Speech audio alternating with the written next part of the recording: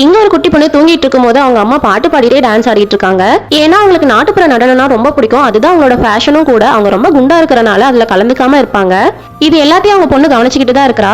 ஒரு நாள் இவங்க 2 பேருமே ஒரு கலை நிகழ்ச்சிக்கு போறாங்க. அங்க பாட்டு பாடுறத பார்த்து இவங்களே அறியாம ஒரு சில ஸ்டெப்பை போட்டுறாங்க.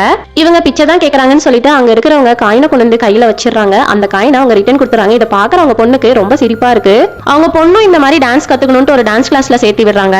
அவங்க சொல்லி கொடுக்கறது இவளுக்கு பிடிக்காதனால இவங்க அம்மா கிட்டே வந்து கேட்டு பாக்குறா, நீங்களே எங்களுக்கு இந்த நாட்டுப்புற நடனத்தை கத்து தரீங்களான்னு சொல்லிட்டு.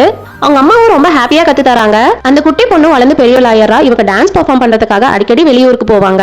அப்ப அந்த பொண்ணு சொல்றா, ஸ்டார்டிங்ல இது ரொம்பவுமே ஃபன்னா இருந்துச்சு. நாங்க அழகான ட்ரெஸ் போட்டுட்டு அழகா ரெடி ஆயிட்டு டான்ஸ் ஆடிட்டு இருப்போம். இது எல்லாமே காசு சம்பாதிக்கிறதுக்கு தான் நான் நினைச்சேன். ஆனா சம்டைம்ஸ் நான் என்ன டான்ஸ் ஆடுறேன்னு எனக்கே தெரியாது. ஒரு நாள் நான் டான்ஸ் முடிச்சு வந்து சாப்பாடு வாங்கிட்டு இருக்கும்போது என் ஃப்ரெண்ட்ஸ் எல்லாம் அவங்க கூட வந்து உட்காந்து சாப்பிட சொன்னாங்க. அப்ப அவங்க எல்லாம் பேசிக்கிட்டு இருந்தாங்க, இவ எவ்வளவு திக்கா ஃபவுண்டேஷன் போட்டுருக்கா பாரு அப்படின்னு சொல்லிட்டு. இவ அழுந்துட்டு வீட்டுக்கு வந்து அவளோட மேக்கப் எல்லாம் கலைச்சிடறா.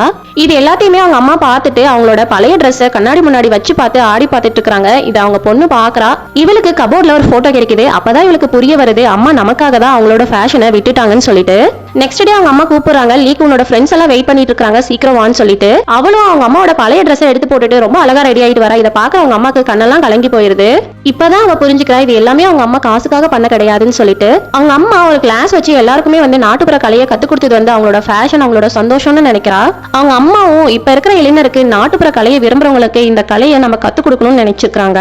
நானும் எங்க அம்மா என்ன பண்ணாங்களோ அதை பண்ணணும்னு நினைக்கிறேன்ட்டு இவளும் ரொம்ப சந்தோஷமா கிளம்பி போறா.